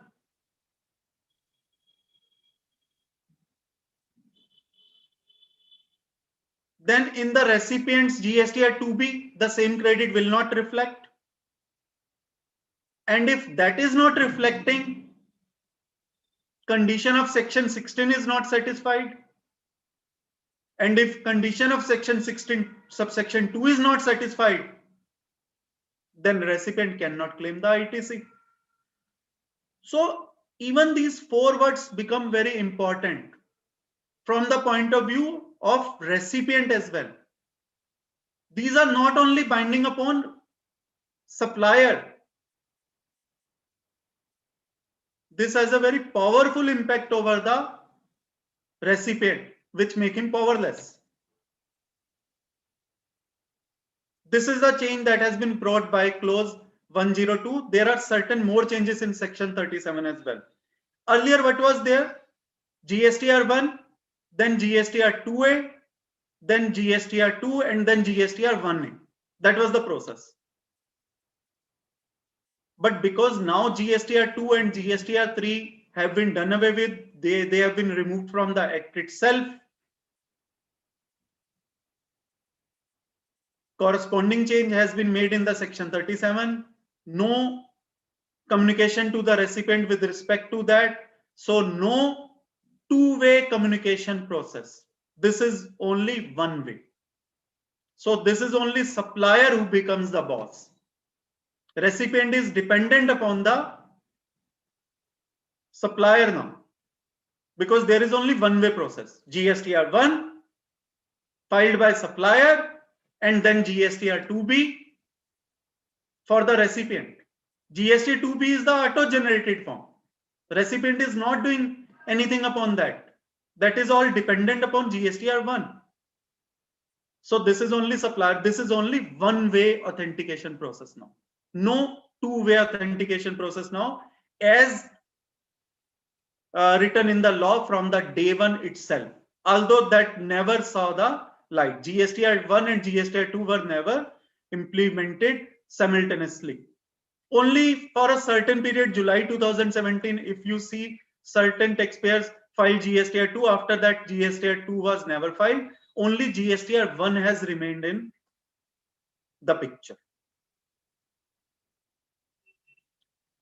And also because this matching concept has been done away with, we shall see section 42 and section 43. Both have been omitted from the Act. And there was a reference of section 42 and section 43 in the section 37. And now because matching concept has been done away with, section 42 and section 43 reference as given in section 37, those words have been omitted from the Act. One more change is there in section 37. That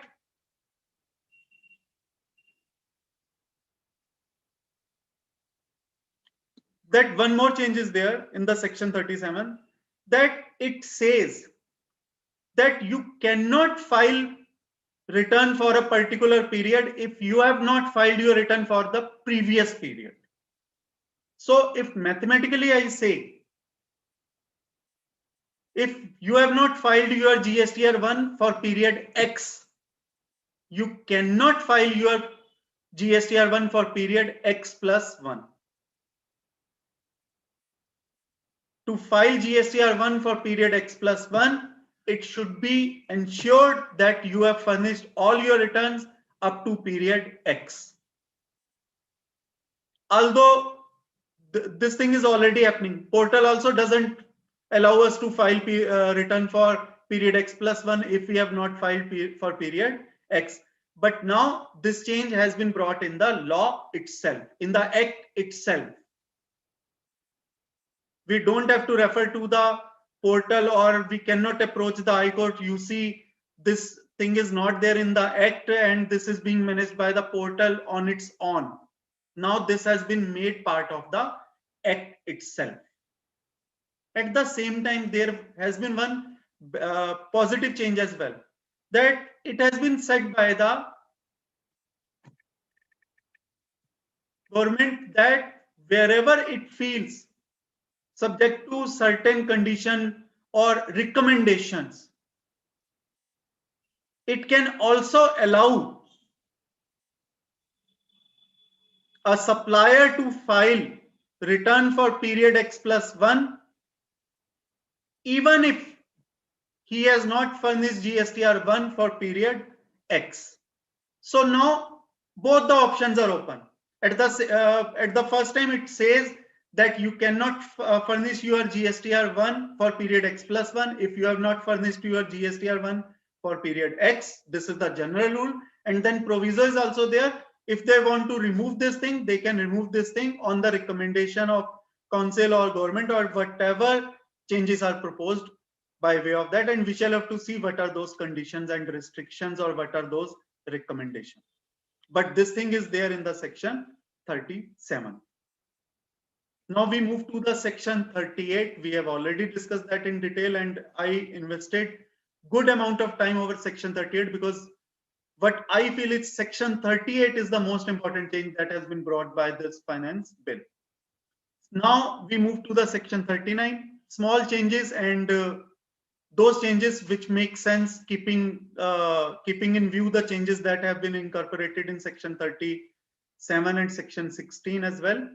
First thing is there, normal change, non-resident taxable person, they could have filed their return earlier 20th of the following month. That date has been reduced to 13th now. Now they have to file their return by 13th. One more change is there, that earlier whenever any mistake occurred for any previous tax period, that mistake, that rectification, that change, that amendment, it could have been done in any subsequent 3B, but not later than September return. Not later than due date of furnishing of September return. Effectively 20th October or 22nd October or 24th October. Now that date has been enhanced to 30th November. Even for GSTR1, if any mistake or any rectification is required, that can be rectified till 30th November. Same change is there in 30th November. Even for claiming ITC as per section 16, 30th November. For issuing credit note under section 34, 30th November. This change is there. And one more change is there. No one will be allowed to file GSTR 3B if he has not filed GSTR 3B for previous tax period. Again the same thing. One cannot file his GSTR 3B for period X plus 1 if he has not filed his GSTR 3B for period X. Or if he has not filed his GSTR1, if he has not filed his GSTR1, still he is not allowed to file GSTR 3B. But proviso has also been inserted that central government on recommendation can allow him to file GSTR 3B for subsequent period, even if GSTR 3B for preceding period has not been filed. Although portal does not allow this, we shall have to see that suitable changes will be made in the portal or manual will be allowed, whatever will be the fate. But I think portal changes, there will be certain changes, those will be made in the portal. What I feel, but we shall have to see. But now one thing is there, that in the law itself, if central government feels that one taxpayer should be allowed to file GSTR 3B for a particular period, even if he has not filed GSTR 3B for preceding period, they can be allowed. Moving to the next change, very important change. I would say very important. It's section 41. Section 41, what used to be this earlier? It used to say that you claim ITC on provisional basis. Earlier it used to say this. Now it says every registered person subject to certain condition or restriction as may be prescribed be entitled to avail the credit of eligible input tax. Very important words. As self-assessed. It means government is not giving you any ITC. That GSTR 2B is not the final criteria. Whatever credit you are claiming in GSTR 3B, you are claiming it on your own as self-assessed. So if any discrepancy or if any excess comes to the knowledge of department later on, they can say, we have not given you anything, we have not provided you anything. GSTR 3B is only a facilitator form. That is not the final thing. Whatever credit you have claimed, that is as self-assessed. And if you have claimed more, of course, you will have to pay interest. Not only reverse that ITC, but you will have to pay interest as well. This is the change that has been brought in section 41, and mark the words as self-assessed, which were earlier not there in the Act. And one more thing is there, which is also there in section 38, that if you have claimed credit for which your supplier has not paid the taxes, not only that credit will be reversed, that credit will have to be reversed along with interest. So recipient has to make sure. How will he make sure? I don't know. But he has to make sure that supplier pays the taxes. If supplier has not paid the taxes, not only ITC will be reversed if he has taken the ITC of that recipients, not only ITC will have to be reversed, he will have to reverse that ITC along with interest. And if later on that supplier pays the taxes, then that recipient can also reclaim that credit. But if you see a practical scenario, suppose supplier pays the taxes after 3 years, then recipient can also claim the credit after 3 years, keeping time limit in section 16 as has been provided therein. I think suitable rule will also be given that he will be allowed to take credit even in those cases. I think this should have been allowed, or this will be allowed.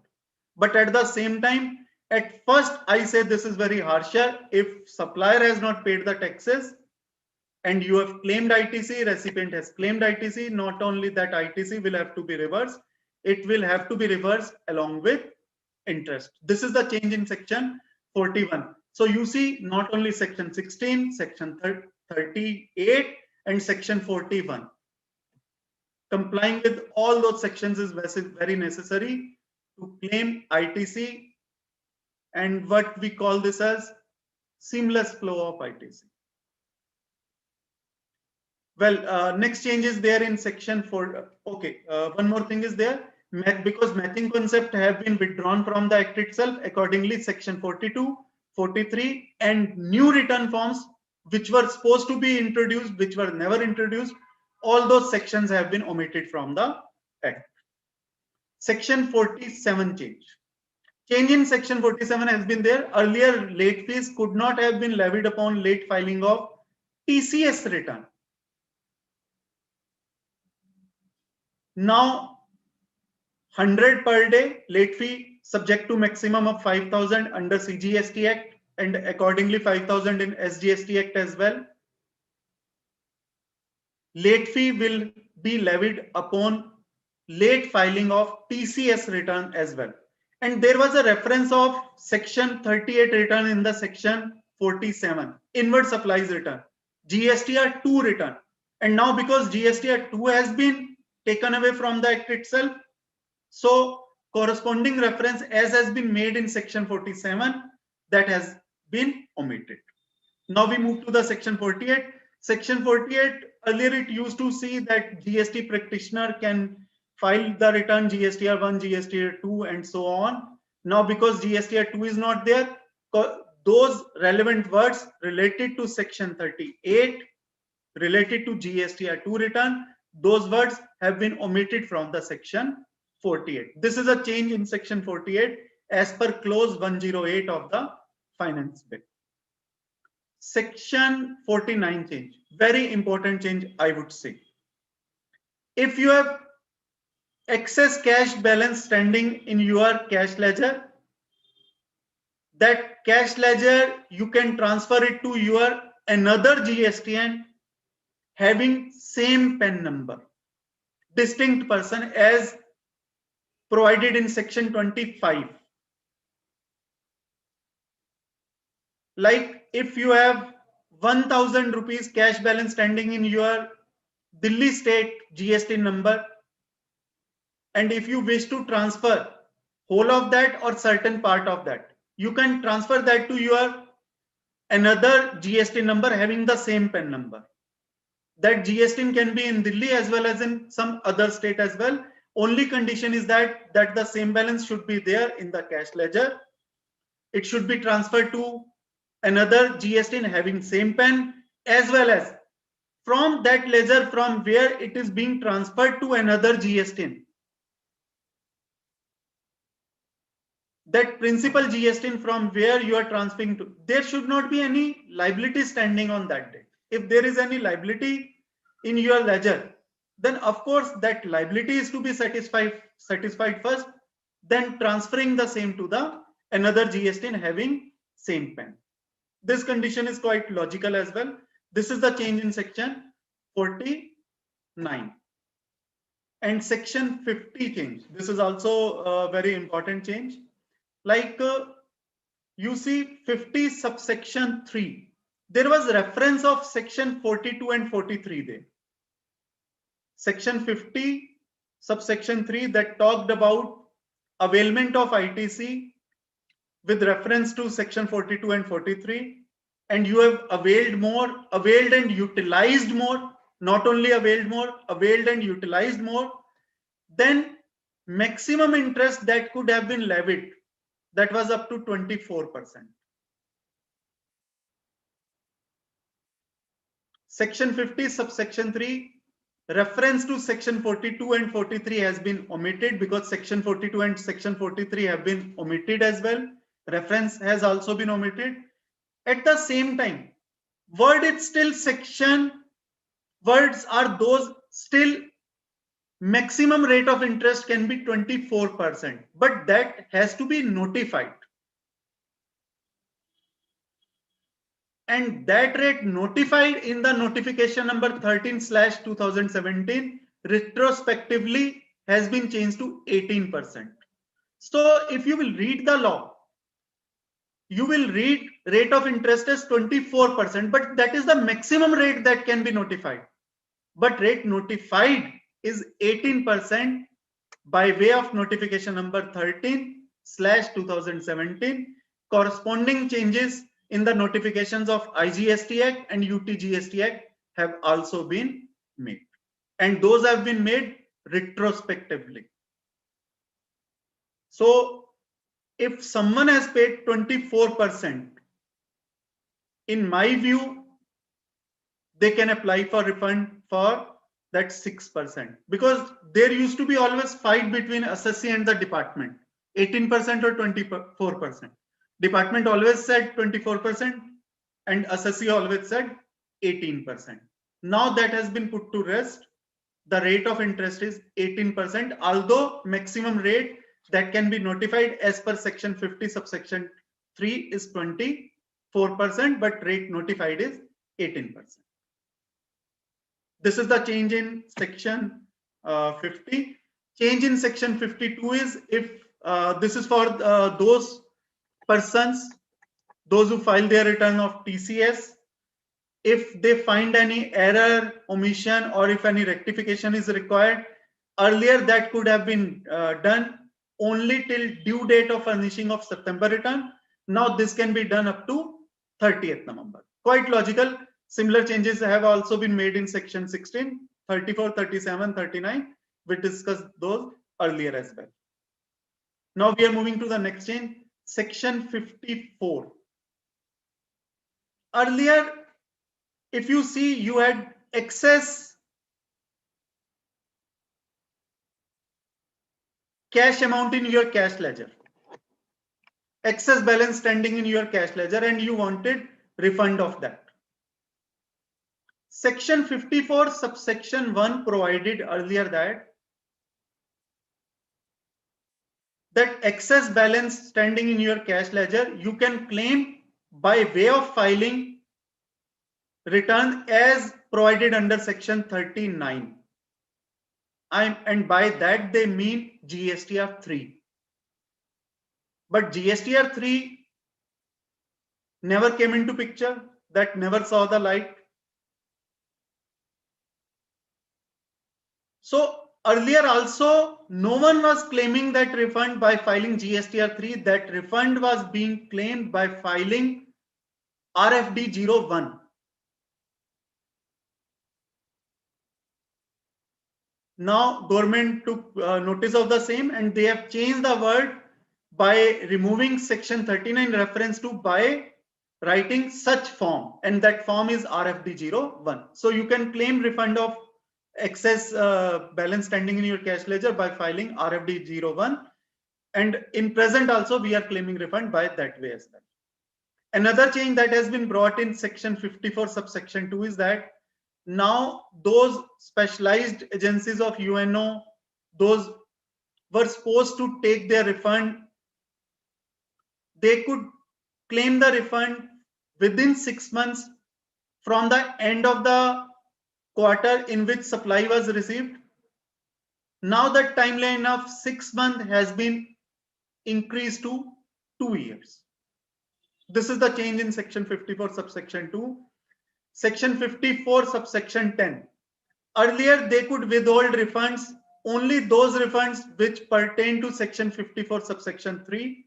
If we go to the section 54 subsection 3, inverted duty structure refund or export without payment of tax, those refunds could have been withheld.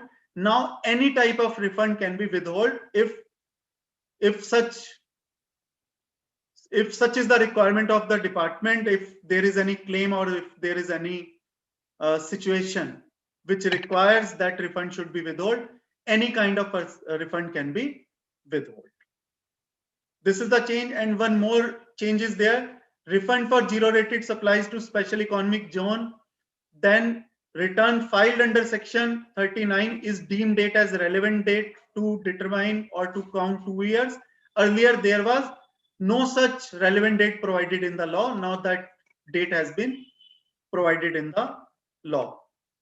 Next change is in there in section 146, that gst.gov.in is to be the portal for all functions except e-way bill, and then except that e-invoicing thing. For all function, common portal gst.gov.in is the authorized portal, and suitable change has been made with effect from 22nd June 2017, so that if anyone approaches High Court that gst.gov.in could not have performed that function because they had no such power, that condition or that situation has been removed.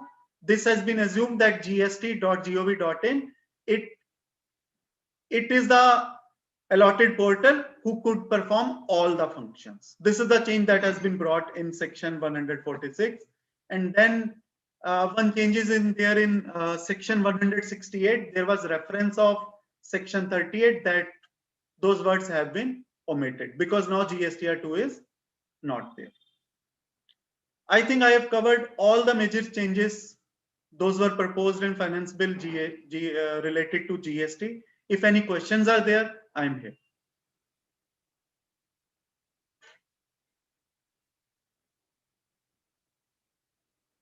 If any questions are there, I'm here.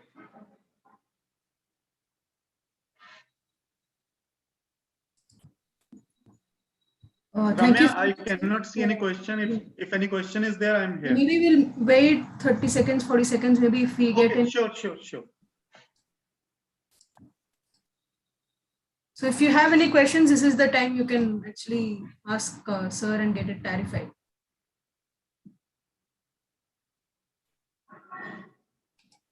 And also this PPT will be shared with all of you, so please don't worry. Sure.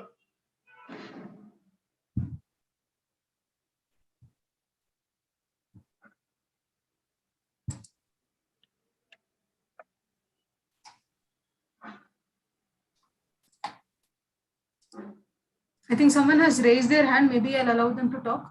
Is that fine, sir? Yeah, you can allow. Anthony, sir, please, you can speak.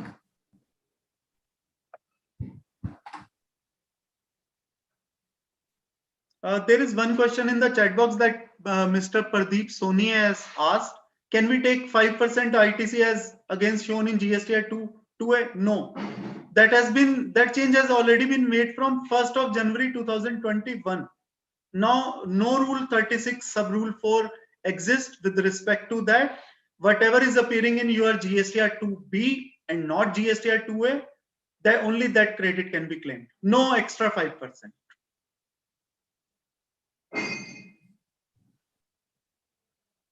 Anthony, sir, you can start speaking, please.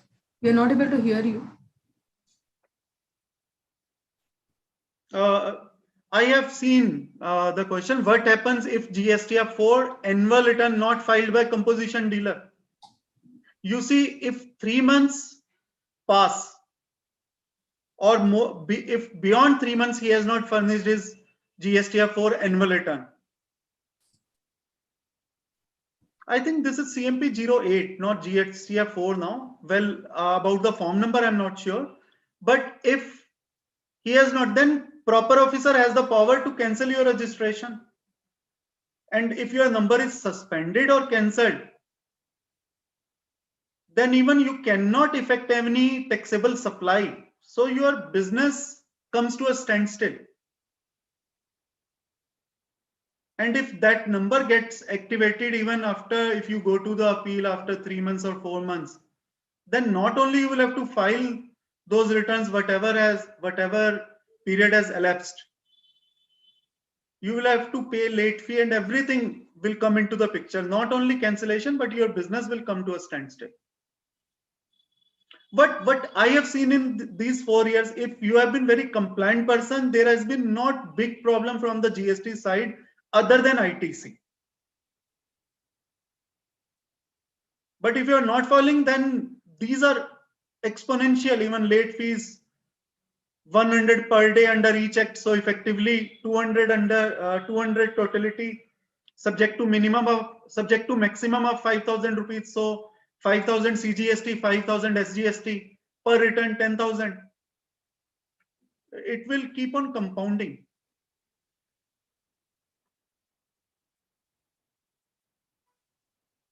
One more question is there. Quarterly return is filed in December, so how to claim ITC in November return? Good question, but then IFF is there. IFF benefit can be there, and this is November restriction. is for the year end, not for the next financial year. This condition is for the financial year that has passed, like 31st December 2022, sorry, 31st March 2022, you can claim ITC up to 30th November 2022. So this is not linked with December or October return. And if your question is that quarterly return is filed in December, then IFF, you ask your supplier to show your invoices in IFF so that the same is visible in your GSTR 2B, GSTR 2B, and then you can claim the ITC. GSTR 1 of financial year 2020-21 can also be modified by, yes, you can do so. If you when you will furnish your annual return, you can do so, you can make the changes. But if any ITC things are there, if on the basis of your GSTR 1, GSTR 2B of your recipient will change, all that thing will go up, then your recipient may have to suffer. But yes, you can make the changes in your annual return, there is no bar. Yes, you can make. Only changes due to BTC, of course you can make.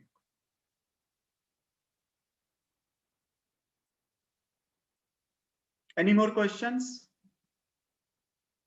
Because I have not seen the chat box from the beginning. So whatever question is there, please write it again if you have written.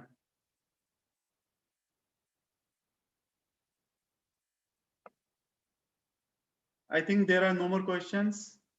Ramya, should we conclude? Yeah. Thank you, Ramya. Before you take up, I would like to say thank to all the participants. So because this session does not exist because of me or because of moderator or because of anyone else, this exists because of the audience, and they have been a very patient audience. I like to thank all of them, and gratitude towards to you as well, CA Ramya, for being so patient, for being more than two hours with us. First income tax and then GST. Hope you would have also gained a lot. Yes, definitely, sir. I've learned a lot from your session as well. Thank you so much, sir, for accepting and being on our platform to educate so many people who have attended today. And obviously, the big thank you goes to the audience who have been with us patiently for the last 2 hours. So again, I'm not stretching. So thank you very much. Please stay home, stay safe, and keep yourself healthy. So with that, again, I'll reiterate that PPT will be sent to you and also the YouTube link will be shared. So please don't worry. So with this, I'm winding up today's session. Thank you, everyone who have participated actively today. Thank you and good night.